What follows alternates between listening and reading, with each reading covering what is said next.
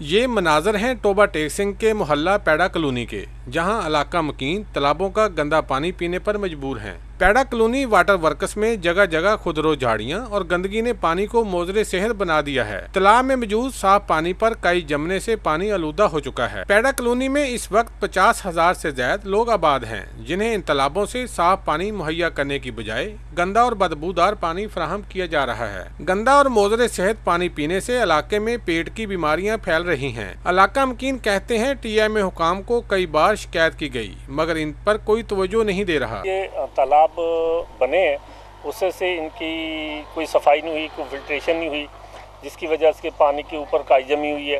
یہ ان کی فلٹریشن ہوئے کئی سال ہو گئے ہیں، اس میں پانی انتہائی مضر صحت ہے، اوپر کائی جمی ہوئی ہے اور ارد گرد جھاڑیاں وغیرہ ہیں جن میں انتہائی زہریلے جانور کیڑے مکوڑے پھرتے ہیں۔ علاقہ مکینوں نے واٹر ورکس سمیت تالابوں کی صفائی اور خراب پڑے ہوئے فلٹر پلانٹ کی فوری مرمت کا مطالبہ کیا ہے۔ کیمرہ مین رشید انجم کے ساتھ سلطان محمود، ٹوبہ ٹیک سنگھ۔